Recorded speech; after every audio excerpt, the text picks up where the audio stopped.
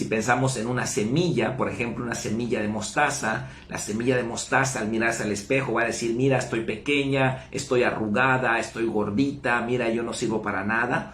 Pero dentro de esa semilla hay un potencial esperando ser liberado, y ese potencial va a ser liberado cuando la semilla se ponga en el contexto correcto, es decir, en la tierra, y le dé la luz del sol y le dé la lluvia. Entonces el potencial que está dentro de la semilla va a empezar a ser liberado. Nosotros somos igual semillas de Dios. El contexto de nuestra vida tiene que estar en un contexto correcto para que pueda ser liberado el potencial que Dios nos ha dado. ¿Cuál es ese contexto? Bueno, la iglesia es la tierra, la presencia de Dios es la luz del sol, el equivalente, ¿no? Y la palabra de Dios es el agua. Entonces, esos tres elementos, la tierra, la luz del sol y el agua, activan el potencial de la semilla, y estando la semilla en el contexto correcto, puede dar, ahora sí, como le dijo Dios a Abraham, hijos como estrellas, puede fructificar. Así que somos llamados a fructificar, somos llamados a dar fruto. No es opcional para nosotros, en el reino de Dios no es opcional dar fruto, usted tiene que dar fruto. Los que no dan frutos en la parábola de los talentos, en la parábola de las minas, la parábola de la higuera estéril, los que no dan fruto simplemente van a ser desechados. Usted tiene que dar fruto. Usted es llamado a fructificar. Dios espera recibir fruto de usted. Y usted puede pensar muy por debajo de lo que Dios estipuló para usted. Pero la verdad es que usted está lleno de virtudes divinas. Está lleno de la gracia de Dios. Está lleno de capacidades humanas, capacidades naturales, capacidades sobrenaturales. Que tal vez la mayoría de esas virtudes usted ni siquiera las conoce. Usted ni siquiera sabe que están en usted. Tiene que ponerse a trabajar, tiene que poner a desarrollar a través del uso, como dice Hebreos, que a través del ejercicio del uso, los sentidos espirituales son ejercitados. Al igual que aprender a tocar un instrumento musical, uno tiene que repetir varias veces. A través de la repetición, a través del uso, los dones son perfeccionados, ¿ok? Y bueno, el versículo base para nuestra serie es 1 Corintios 12:4. Ahí vemos las tres categorías que están representadas en los versos 4, 5 y 6. Dice, ahora bien, hay diversidad de dones, pero el Espíritu es el mismo. Hay diversidad de ministerios, pero el Señor es el mismo. Y hay diversidad de operaciones, pero Dios que hace todas las cosas es el mismo.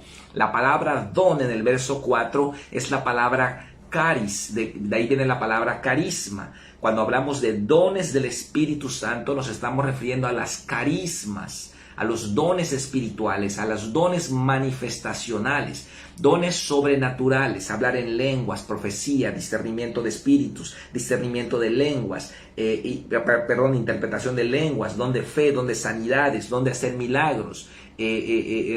Son dones sobrenaturales que Dios nos da en el bautizo en el Espíritu Santo. Esta es la tercera categoría, aunque Pablo la menciona en primer lugar. Esta es la tercera categoría de nuestro estudio. Luego dice, y hay diversidad de ministerios, pero el Señor es el mismo. Aquí la palabra para ministerios es la palabra diaconía, que significa servicio, y se refiere a los 5 dones ministeriales que son apóstol, profeta, evangelista, pastor y maestro. Son los 5 dones del ministerio que usted debe descubrir cuál de esos ha recibido. De eso vamos a hablar hoy también. Y finalmente, ya lo vimos en la primera sesión, hay diversidad de operaciones, pero Dios que hace todas las cosas en todos es el mismo. Es la palabra operaciones es la palabra energema, de ahí viene la palabra energía también, ¿ok? Los energemas de Dios son aquellas capacidades naturales, habilidades humanas que tenemos por el simple hecho de ser seres humanos. Estas capacidades, estas habilidades las tenemos todos los seres humanos, capacidades inteligentes, capacidades humanas y habilidades especiales. Todos estamos llenos de la gracia de Dios en esta área. Y recibimos todo esto de nacimiento. Los dones del Hijo, es decir, los ministerios, también los recibimos de nacimiento, pero son activados cuando recibimos a Cristo como Señor y Salvador, y ahí podemos empezar a funcionar dentro de ese llamado, dentro de ese don, uno de los 5 ministerios.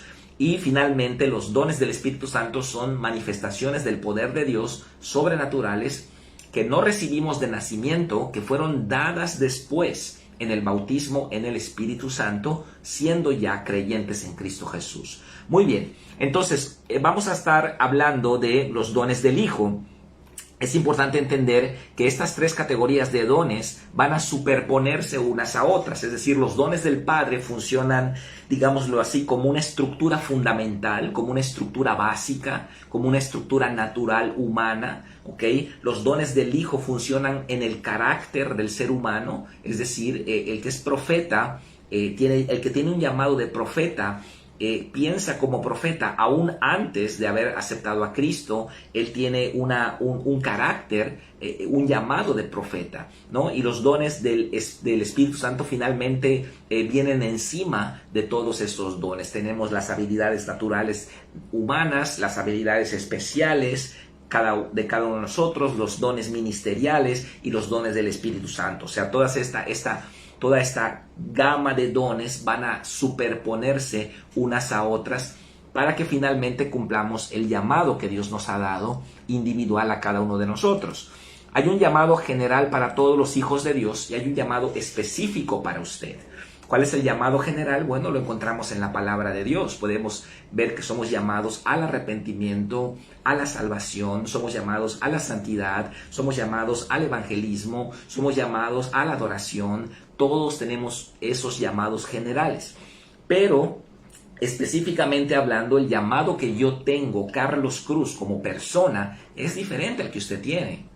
Usted puede tener otro llamado, mi esposa tiene un llamado muy fuerte a las mujeres de la cárcel y a los niños desamparados. Es un llamado muy marcado, muy fuerte. Yo tengo un llamado a la enseñanza, por eso estoy ahora dando esta clase. Entonces, son distintas manifestaciones de la multiforme gracia de Dios que nos han sido repartidos a cada uno de nosotros. Entonces, aunque hay un llamado general para todos los creyentes, llamado a la salvación, llamado a la santidad, hay llamados específicos, ¿ok? Y usted tiene que descubrir cuál es el suyo.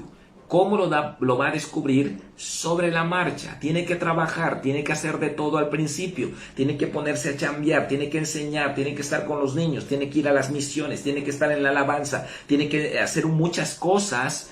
Y haciendo tantas cosas va a empezar a usted a darse cuenta que usted es hábil o se le facilita cierta área ministerial, y bueno, ahí es donde viene el llamado. El llamado es dado por Dios, es confirmado muchas veces por nuestros pastores, autoridades espirituales, es confirmado también a través de alguna palabra profética, pero vamos a darnos cuenta de ese llamado. En el caso mío, mi pastor se dio cuenta que yo tenía un llamado de maestro, y entonces él un día me llamó aparte y me dijo: mira, tú tienes este llamado. Y obviamente él empezó a prepararme en esa área, me puso a dar clases, empezó a enfocarme en esa área, porque él pudo ver con el ojo biónico que tenía, ¿no? Él pudo ver cuál era mi llamado, ¿no? Entonces es muy importante. A veces el llamado uno lo tiene, lo confirma la palabra de Dios, pero a veces viene una autoridad espiritual y lo confirma para que nosotros empecemos a caminar en ese llamado. No quiere decir que vamos a divorciarnos de las otras actividades. Pablo le dijo a Timoteo era un apóstol, Pablo le dijo a Timoteo: haz la obra del evangelista. Es decir, nosotros tenemos un llamado, pero no quiere decir que no vamos a hacer las otras actividades. Simplemente que no somos tan buenos en esas áreas, tan buenos como lo somos en la área nuestra, ¿no? Entonces, mi fortaleza es la enseñanza. Fluyo como pastor también porque dirijo una iglesia, aconsejo, guío a la gente, predico pastoralmente, pero mi fortaleza está en la enseñanza.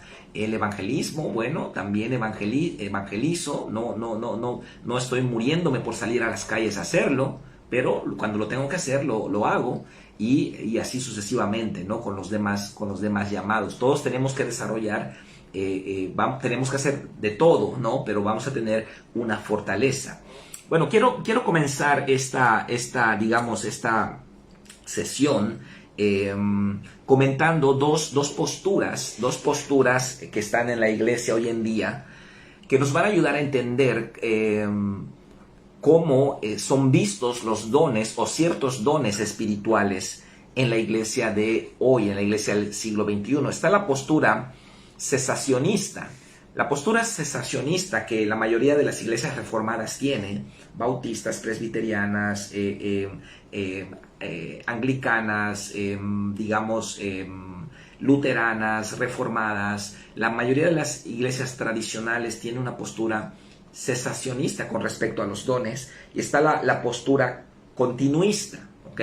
La postura cesacionista dice que que los dones espirituales cesaron, es decir, que las manifestaciones de poder del Espíritu Santo, hablar en lenguas, profecía, sanidades, milagros, cesaron, que fueron solamente para el siglo I, porque, bueno, ellos dicen que la iglesia estaba levantándose.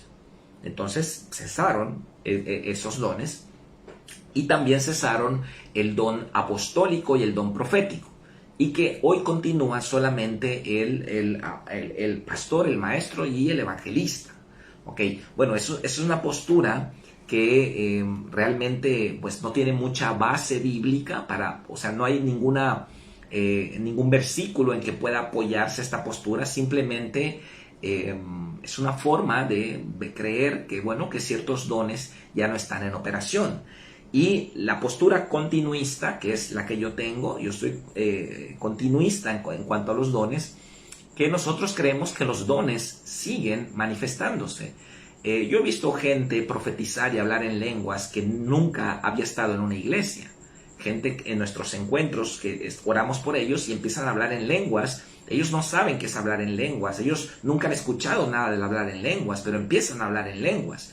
Entonces, bueno, es obvio que el cesacionismo tal vez sería una postura teológica que niega las manifestaciones del Espíritu Santo. A lo mejor hay un elemento de temor incluido, ¿no? El temor de que, bueno, ¿qué tal si estamos haciendo algo malo? ¿Qué tal si esto es del diablo? ¿O qué tal si estamos en un desorden? Así que el cesacionismo también tiene un elemento de temor incluido, y a veces es un temor justificado, ¿ok? Por los excesos que han habido en la iglesia. Lo cierto es que creo firmemente que los dones están en vigencia. Todos los dones del Espíritu Santo, las nuevas manifestaciones del Espíritu Santo que salen en 1 Corintios 12, están en completa operación. Es decir, Él está obrando todavía. Y también la vigencia del don profético, el llamado de profeta de los 5 ministerios, y el don apostólico, ¿ok? El don de los apóstoles. Pero, aquí viene el pero, ha habido excesos, hermanos. Ahí tengo que hacer este aporte, ¿no? Esta viñeta para decirles que han habido excesos. Yo he visto excesos, lo que yo le llamo el apostolitis, ¿no? Ahora todos son apóstoles, todos quieren ser profetas, todos quieren profetizar, y yo he visto excesos desagradables en la iglesia del Señor hoy en día. Entonces, bueno, a veces los cesacionistas lo son porque han visto los excesos y las irresponsabilidades que se han cometido dentro de la iglesia. Entonces, bueno, ellos prefieren irse a lo seguro y decir, no hay don profético, no hay don apostólico, no hay dones del Espíritu Santo. ¿Okay? Pero eso no quiere decir que no los haya. Entonces, hay excesos en la iglesia, ¿ok? Hay excesos. Hay gente que está diciendo que es apóstol y no son apóstoles. Hay gente que está diciendo que son profetas y no son profetas. ¿Por qué? Porque está de moda. está de moda. En son de broma, el otro día dije que hay tantos apóstoles que a veces uno abre la caja de cereal y viene uno adentro, ¿no? Porque ya parece que hay una proliferación. Ahora cualquiera que quiere tener un don grande y que su nombre se muestre como algo grande, entonces, no, ya no me llames pastor, ahora llámame apóstol. Bueno, tendríamos que hacer un análisis profundo de quién es un verdadero apóstol y quién no lo es. Y otra cosa también, ¿quién está certificando esos llamados? Cualquiera puede autodenominarse cualquier cosa. Y bueno, ¿quién los certifica? Ese es el punto, que en el siglo I habían autoridades eclesiásticas que certificaban el llamado de una persona. Así que un don apostólico, un don profético, un don de pastor, de maestro, de evangelista, tiene que ser certificado, tiene que ser avalado, tiene que ser respaldado por autoridades reconocidas ministeriales. Es decir, no podemos autodenominarnos lo que queramos y entrar en un completo desorden y andar diciendo por allá que somos algo cuando nadie ha visto nuestro crecimiento espiritual. ¿Okay? Así que es muy importante que nosotros entendamos que, bueno, yo no tengo la postura teológica cesacionista, tengo la postura teológica continuista, pero reconozco que por grandes excesos y abusos, sobre todo en el don profético y en el don apostólico, hoy mucha gente está queriendo resistir, ¿verdad? Resistir esos llamados. Es muy importante entender, hermanos, es muy importante entender que los excesos en la iglesia no nulifican lo genuino del Espíritu Santo. Hay muchos excesos en la iglesia a veces. Vemos cosas raras a veces en las iglesias, pero no nos llevemos de corbata lo genuino. De lo que mucha gente equivocadamente hace, ven esos videos en YouTube de pastores haciendo cosas raras y cosas completamente antibíblicas, son irresponsabilidades, ¿ok? Y entonces la gente, ¿qué es lo que dice? La gente, ¿qué es lo que dice?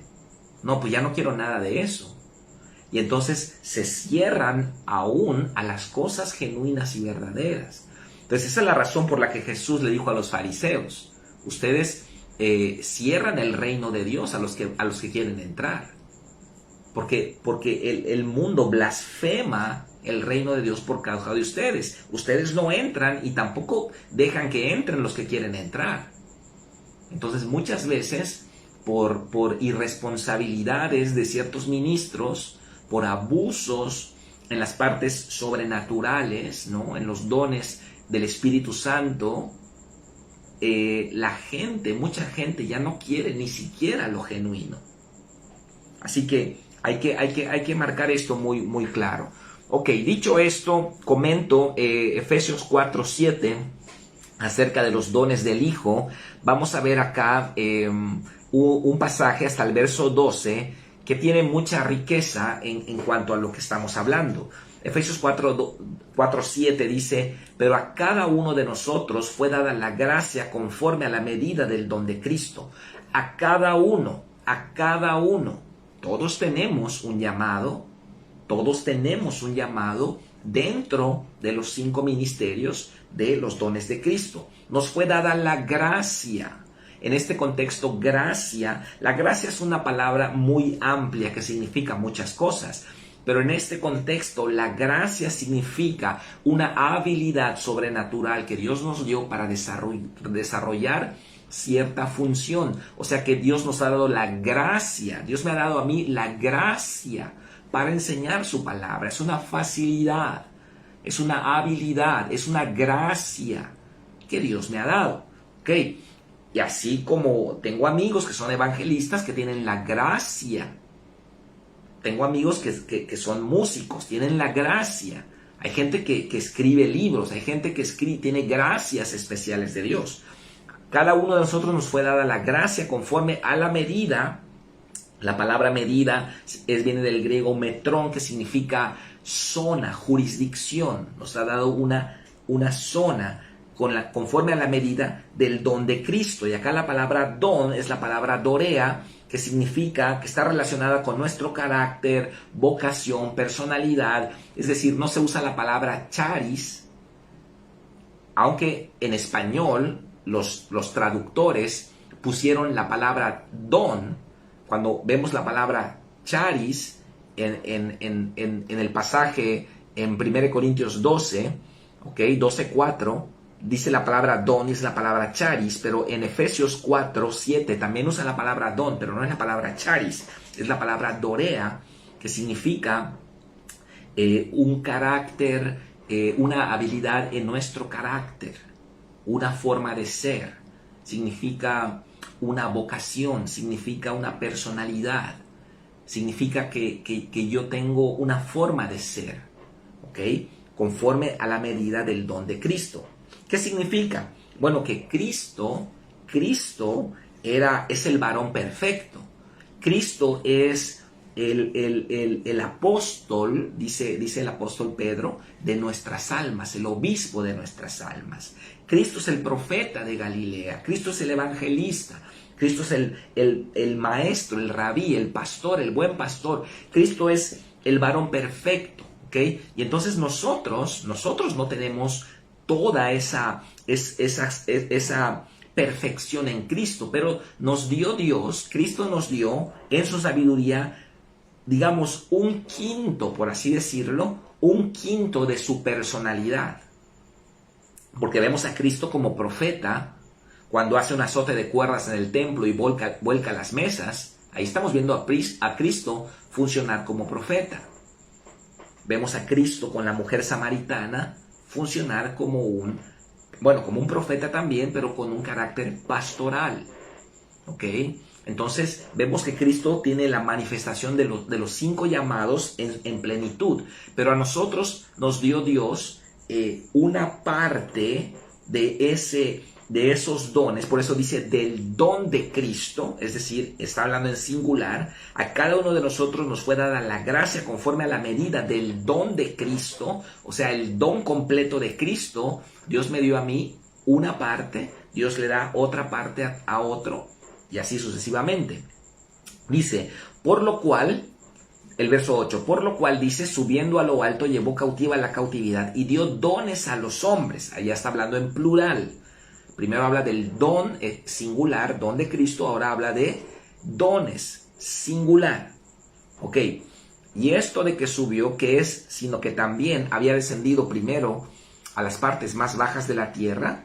El que descendió es el mismo que también subió por encima de todos los cielos para llenarlo todo. Y él mismo constituyó, didomi, la palabra griega didomi, que significa dar autoridad, poner un anillo. Didomi es cuando el padre del hijo pródigo dice, pongan anillo en su mano. Didomi, bueno, este es mi anillo de bodas, este es mi anillo del encuentro. Entonces, pongan anillo en su mano, didomi, es dar autoridad.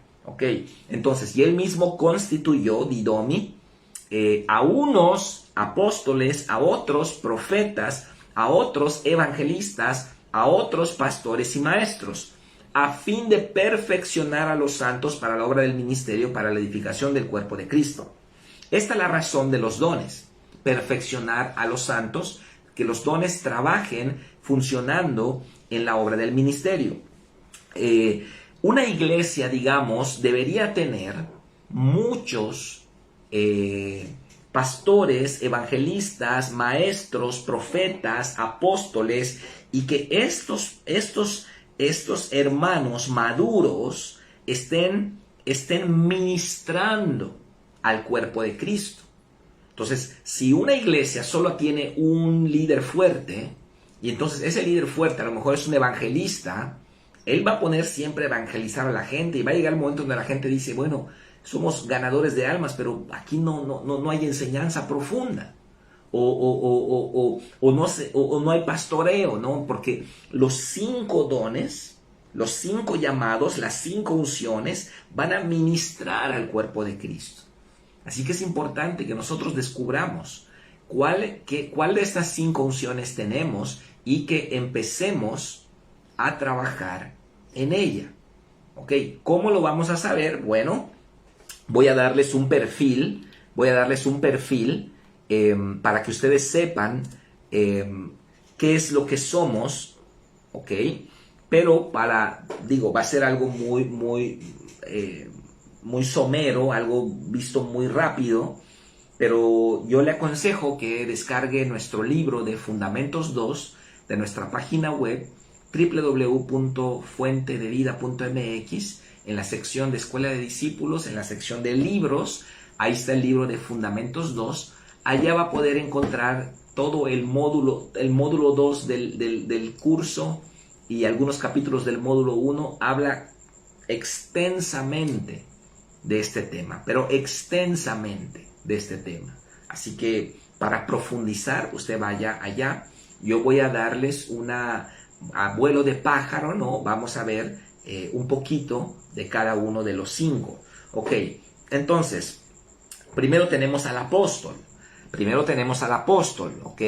Dice Efesios 4:11, él mismo constituyó a unos apóstoles, ¿ok? Es el primero. Luego profetas, a otros evangelistas, a otros pastores y maestros. Entonces están los 5. El primero que vamos a ver es el apóstol. La palabra apóstol viene del griego apóstolos, que significa enviado o mensajero. Eso significa apóstol.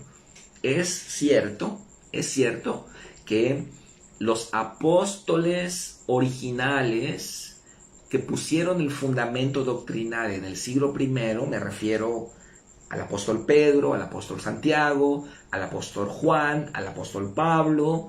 O sea, esos apóstoles originales, esos apóstoles son los que pusieron el fundamento de la doctrina cristiana. Ahora, los apóstoles actuales, hay apóstoles actuales, los apóstoles actuales van a operar sobre ese fundamento. No nos confundamos, porque no vaya a ser que algún apóstol actual quiera poner otro fundamento. Y entonces tenemos los problemas de las sectas, como José Smith, que dijo que empezó a ver unas tablas allá, unas láminas, ¿no? Y hizo otra religión, y otros, ¿no?, que han habido. Entonces, esto es importante entenderlo, ¿ok? Ahora, ¿qué es un apóstol? Muy bien, 1 Corintios 3:10, miren lo que dice. Dice, el apóstol Pablo está hablando. 1 Corintios 3:10. Conforme a la gracia de Dios que me ha sido dada, ¿ok? Estamos hablando otra vez de gracia, en un sentido de una habilidad sobrenatural, una capacidad que Dios nos dio a cada uno distintas, ¿ok? Conforme a la gracia de Dios que me ha sido dada, yo, dice Pablo, como perito arquitecto puse el fundamento, y otro edifica encima, pero cada uno mire cómo sobreedifica. Ok, el apóstol es una persona que es como un arquitecto, ok, entiende, digamos, tiene los planos del edificio, ok. Si nosotros, digamos, estuviésemos en una construcción de un edificio, el apóstol es el arquitecto. El apóstol desenrolla los planos, abre sobre su mesa y ve el edificio completo. Esta es la capacidad que tiene el apóstol. Y entonces él empieza a decir, mira, aquí va este fundamento, acá va otro fundamento, las columnas van acá, ¿no? Las traves tienen que ir así y así, ¿no? Entonces, el apóstol es una persona que tiene una visión clara del plan de Dios, tiene un panorama amplio de la iglesia, del evangelio. Podemos compararlo con Moisés cuando sube al monte y Dios en el monte le muestra el tabernáculo, y entonces Dios le dice a Moisés, haz el tabernáculo conforme al modelo que te fue mostrado en el monte. Entonces, Moisés, ¿cuál es el ministerio de Moisés? Subir al monte. Esta es la relación personal con Jesucristo.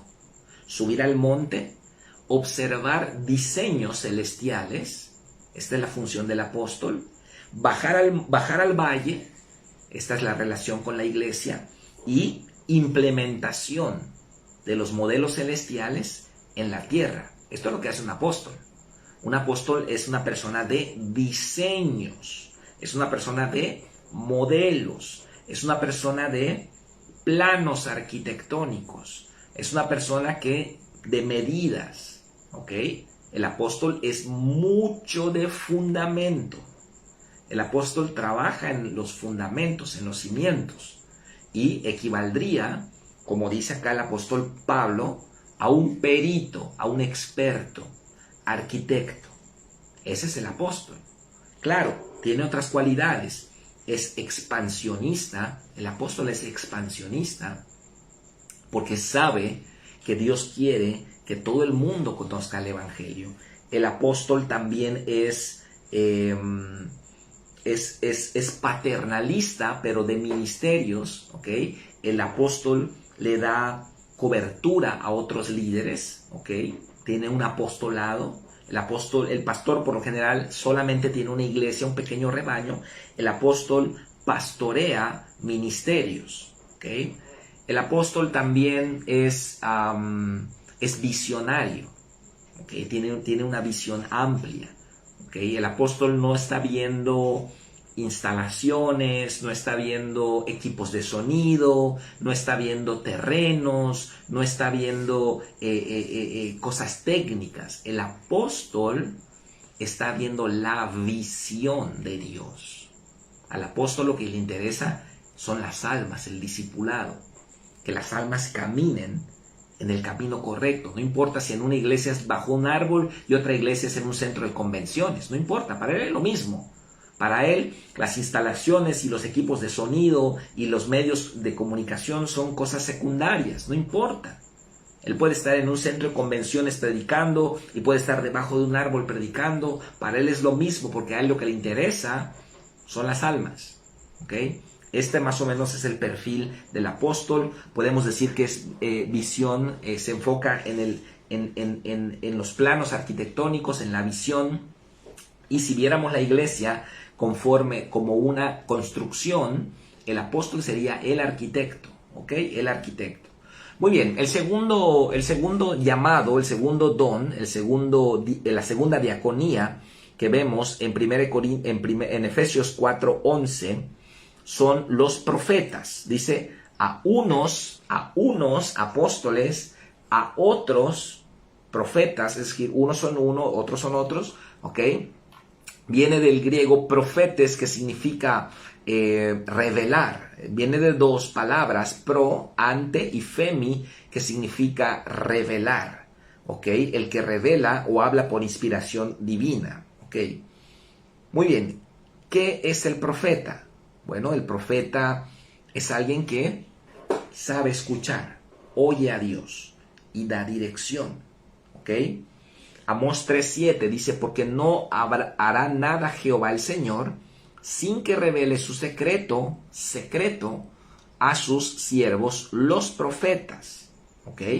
Hechos 21:10 y 11. Y permaneciendo nosotros ahí algunos días, descendió de Judea un profeta llamado Ágabo. Aquí estamos en el Nuevo Testamento. Y está hablando de un profeta. Profeta llamado Ágabo.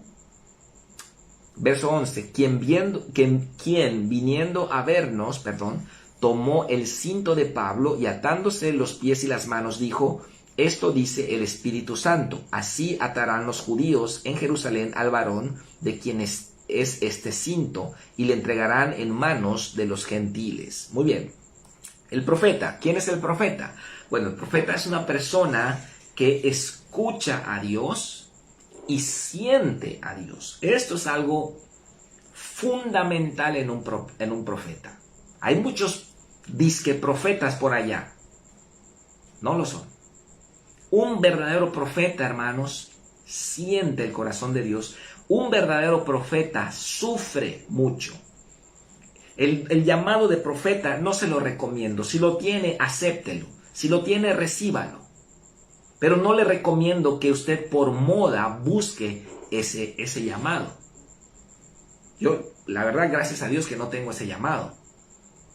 Digo, no lo estoy menospreciando, pero yo puedo decirle que el llamado de profeta es un llamado de mucho sufrimiento. ¿Por qué? Porque el profeta siente el corazón de Dios. Esta es la esencia del profeta, que siente el corazón de Dios.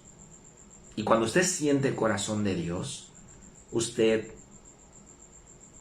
se cae, se desmorona, se queda hecho pedazos. Nosotros no tenemos la capacidad de soportar tanto dolor como lo soporta el Señor. Y los profetas sienten mucho el corazón de Dios. Así que usted va a ver un verdadero profeta sufriendo por la iglesia, sufriendo por personas que están en pecado, sufriendo por personas que están en desgracia. El profeta es movido a misericordia. El profeta es movido a misericordia. Escucha la voz de Dios y da dirección a la iglesia. Al profeta no le interesa si la música es bonita. El profeta dice, tiene que haber santidad aquí. Si miramos la iglesia como una construcción, el profeta sería el ingeniero civil. El apóstol es el arquitecto, tiene los planos. Pero el profeta es el ingeniero civil. ¿Por qué? Porque al profeta no le importan las ventanas, no le importa el acabado, los tapices, no le importa la duela, no le importa las plantitas, no le importa nada de eso. Al profeta lo que le importa es la firmeza estructural del edificio, que el cemento esté bien preparado, que haya suficiente cemento, que el número de cabillas, el número de varillas en las columnas sea el número correcto, que la resistencia de las traves sea la adecuada. Eso es lo que hace el profeta. Checa el fundamento, checa las columnas. Si el profeta ve que el maestro está diluyendo la mezcla con agua, le dice, espérame, tienes que ponerle más cemento, tienes que hablar un poquito con más unción, porque estás diluyendo tu enseñanza con ideas humanas, y entonces esa columna el día de mañana se va a rajar, porque no va a tener consistencia su mezcla. Entonces el profeta discierne cuando en una iglesia hay liviandad, discierne cuando en una iglesia no hay santidad, cuando ya la iglesia está cayendo en el humanismo, lo discierne el profeta. Y el profeta dice, no, aquí las cosas no están bien. Está muy bonita la reunión, la alabanza es hermosa, las instalaciones bonitas, las luces, el sonido, todo lindo. Pero aquí no está el Espíritu del Señor. Y entonces el profeta empieza a dolerse. El profeta no es una persona que va porque muchos confunden el profeta con el espíritu de juicio. No. El profeta va a enojarse por dolor. El profeta se duele en el corazón. El profeta sufre. El profeta va a sufrir. El profeta no soporta la injusticia. No soporta la mundanalidad en la iglesia. El profeta es santidad. El profeta le va a predicar santidad. Y un profeta que discierna que en una iglesia no hay santidad, ese profeta solo va a predicar un tema, arrepentimiento. No va a haber otro tema. Porque esta es la unción del profeta. Es tremendo. Ya estoy dando los perfiles, usted vaya revisando, ¿no? A lo mejor usted es uno de los 5, o a lo mejor usted detecta el principio de un llamado que muchas veces ese llamado se desarrolla más adelante. ¿Okay? Cintia García comenta, pastor, creo que tengo el 90% de lo que acabas de decir. Bueno, sí, puede ser. Entonces, tiene mucho... El profeta tiene mucho de buscar la pureza doctrinal, la santidad, ¿no? Entonces, puede ser. Ahora, todos tenemos el celo, ¿no? El celo de Dios, hay que ir viendo, ¿ok? Les recuerdo que hay más, digamos, características de estos perfiles en el libro de Fundamentos. Ok, vamos al tercero. El tercero es pastor. Poimen es la palabra griega que significa el que cuida los rebaños. Y acá vamos a ver un carácter paternal, un carácter de cuidado. ¿Ok? El apóstol está metido en la visión. El apóstol está enfocado en la doctrina. El apóstol está con cursos, con seminarios, estableciendo doctrina. ¿Ok? El profeta está sintiendo el corazón de Dios. Ok, lo que el apóstol está haciendo es perfecto, dice el profeta, pero tiene que haber santidad.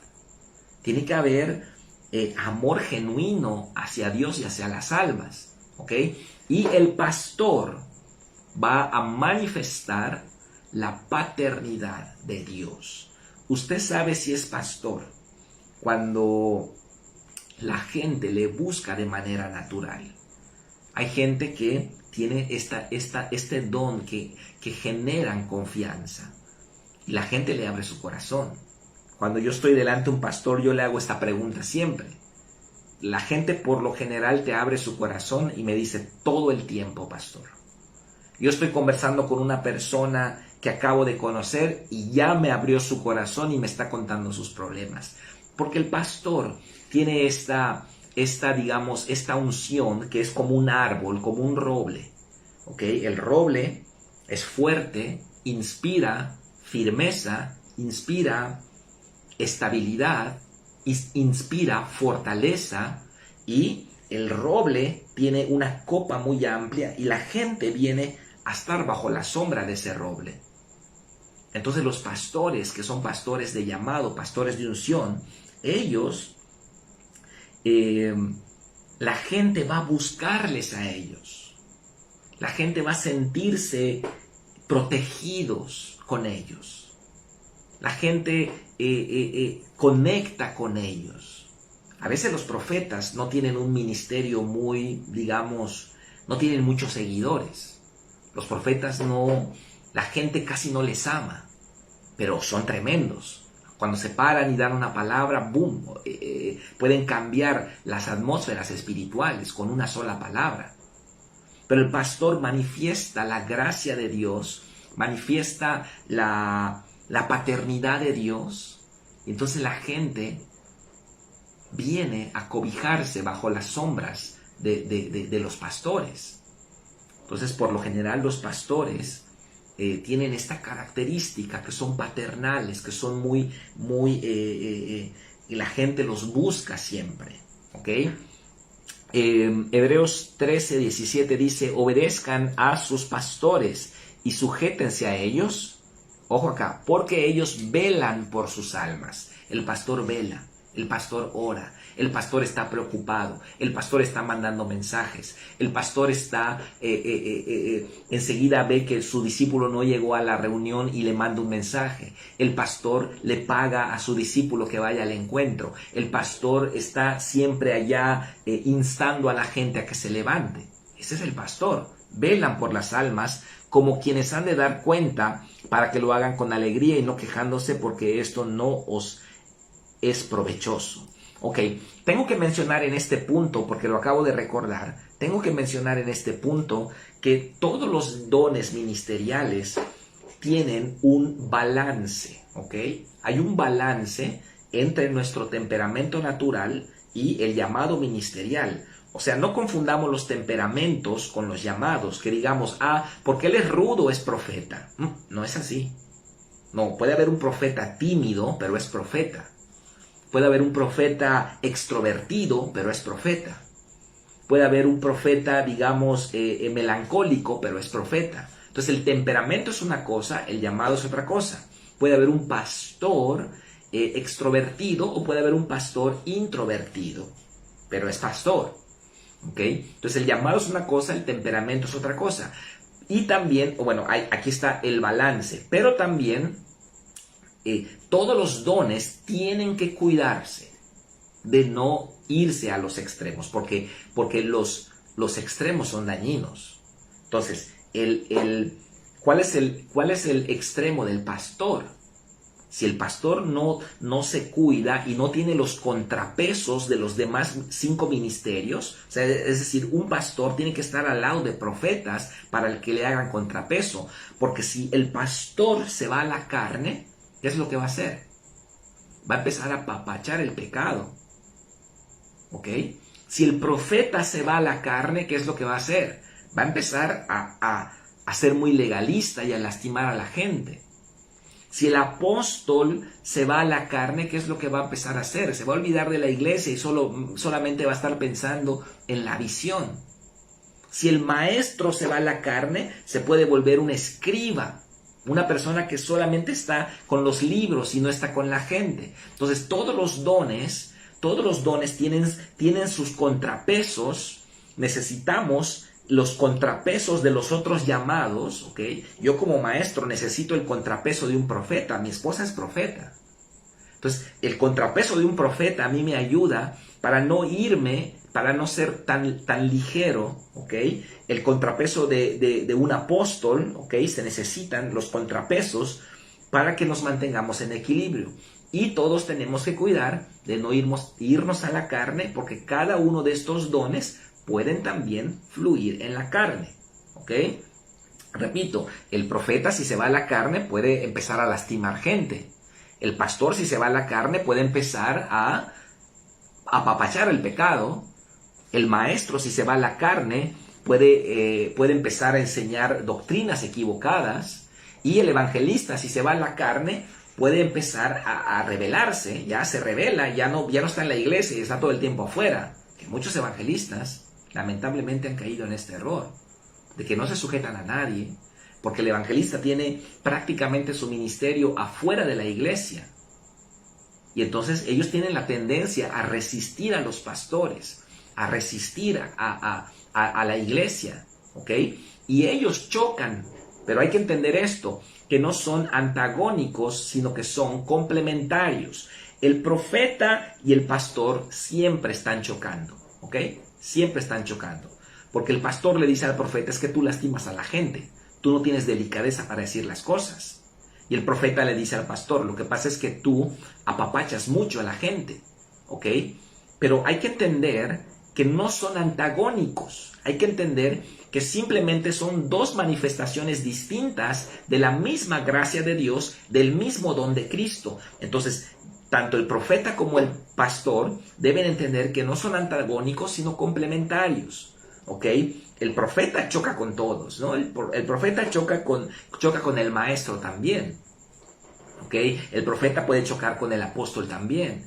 Y el evangelista choca con el pastor igual, porque el evangelista no le gusta sujetarse.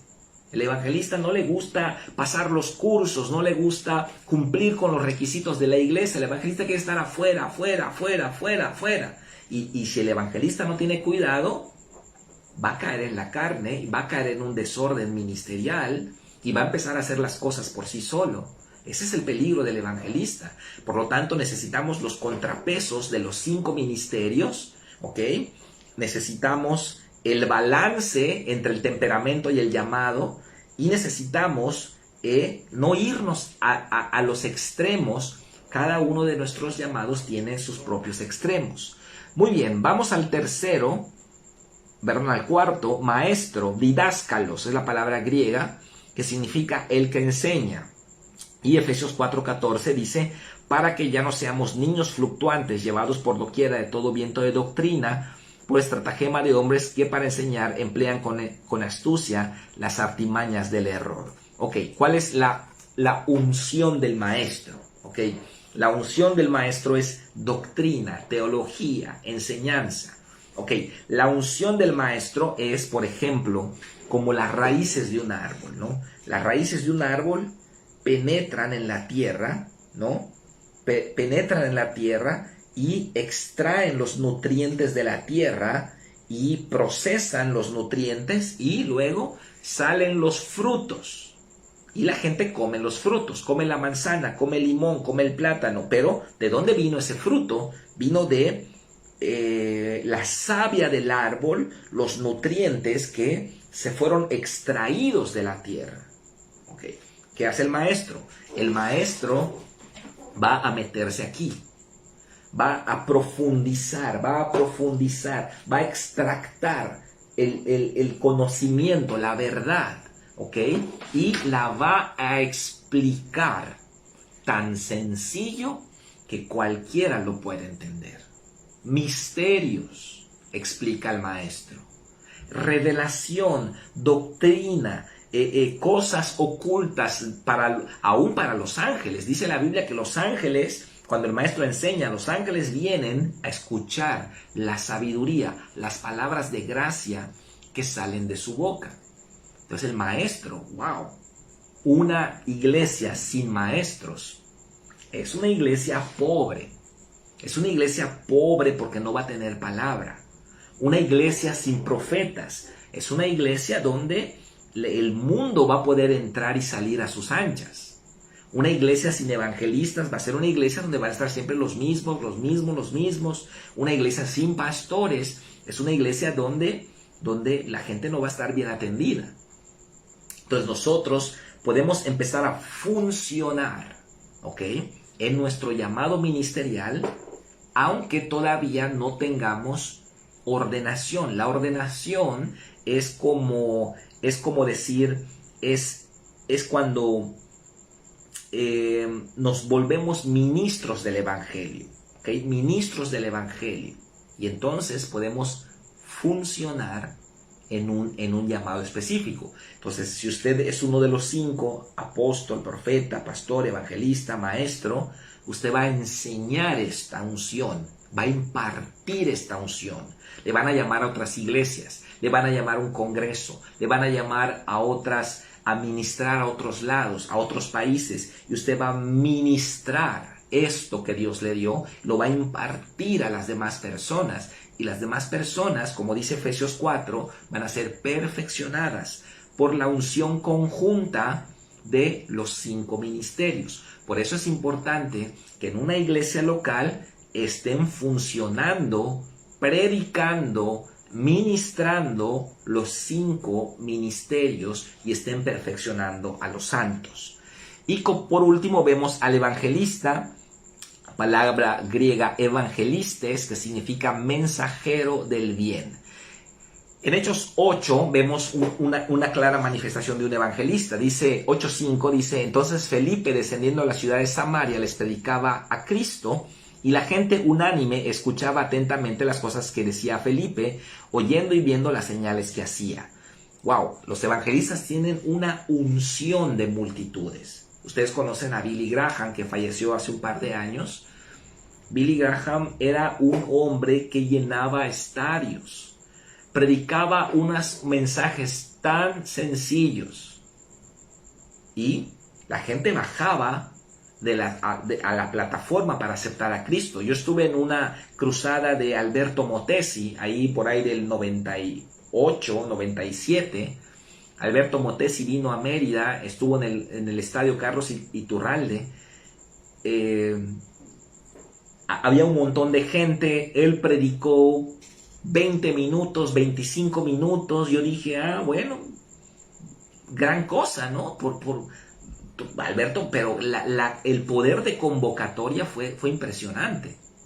Y cuando él hace el llamado a recibir a Cristo, mi quijada se fue al piso, porque la gente bajaba de las gradas para ir a la plataforma y aceptar a Cristo. O sea, el evangelista tiene esta unción. Es como el flautista de Hamelin, ¿no? Que los está flauteando y los ratones salen de la ciudad y él está flauteando. Ese es el evangelista. Los evangelistas no son muy ortodoxos, no tienen mucha doctrina, no les importa mucho la retórica. Ellos van a predicar para ganar almas para Cristo, ¿no? La unción evangelista es una unción que atrae al perdido, ¿ok? Y vemos en Cristo toda esta unción. Ahora, ¿qué pasa en Samaria? Felipe predica a Cristo y dice, y la gente unánime escuchaba atentamente las cosas que decía Felipe. La gente de Samaria, hay que recordar que no eran mundanotes, o sea, eran, digamos, hebreos mundanos, pero ellos escuchaban unánimes atentamente las cosas que Felipe decía, oyendo y viendo las señales que hacía. Entonces en Samaria hubo un avivamiento. Los evangelistas hacen avivamientos, pero los evangelistas son muy buenos en eventos multitudinarios, pero son muy malos pastoreando iglesias. Entonces un evangelista no puede pastorear una iglesia, le cuesta mucho trabajo.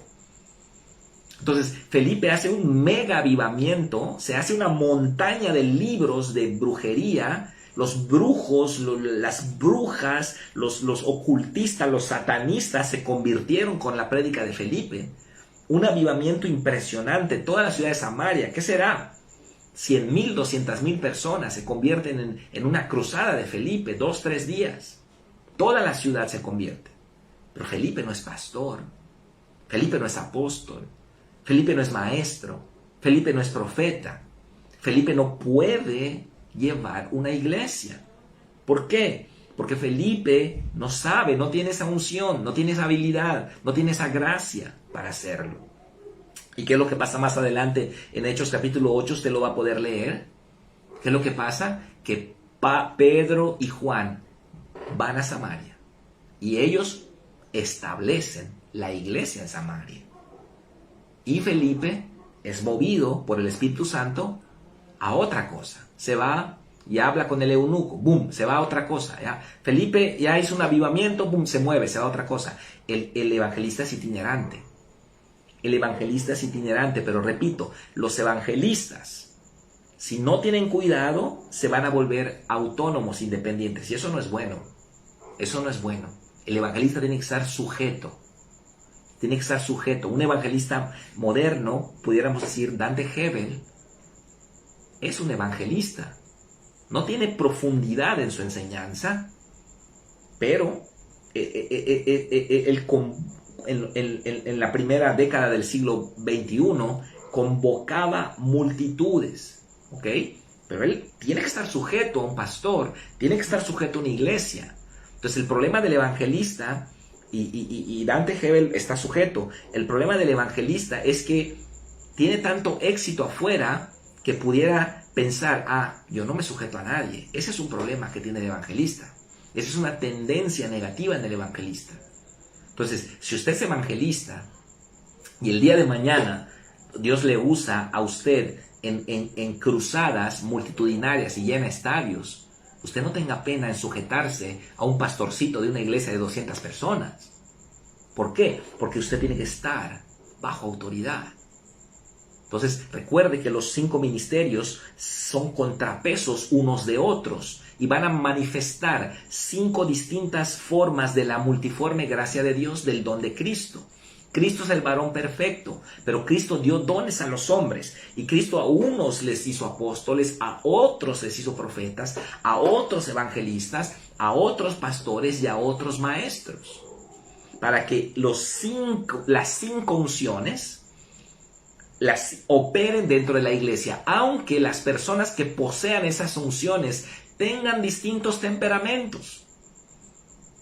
No importa, van a haber evangelistas extrovertidos y evangelistas introvertidos, pastores dinámicos y pastores callados, profetas alegres y profetas serios. Va a haber de todo. O sea, el carácter temperamental de la gente no es el don. Muchos se confunden.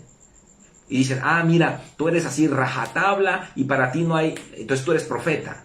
No necesariamente. Tenemos que ver el perfil. Y yo les invito que, bueno, vamos a tener un congreso de 5 ministerios donde vamos a hablar ampliamente de esto. En el mes de julio vamos a tener un congreso porque ¿qué es lo que queremos? ¿Qué es lo que yo quiero como pastor de la iglesia? Quiero que todos descubran cuál es su llamado y empiecen a trabajar en él. ¿Ok? Empiecen a trabajar en él y que la escuela de discípulos pueda tener distintas unciones ministrando y que las predicaciones de los domingos en todas nuestras iglesias puedan estar ministrando. Y cuando tengamos un congreso, las 5 unciones estén ministrando. Y en un encuentro, las 5 unciones estén ministrando. Entonces, la persona va a recibir distintas imparticiones de la medida del don de Cristo. ¿Ok? Entonces necesitamos tener estos dones en operación. Bueno, para allá vamos. Para allá vamos.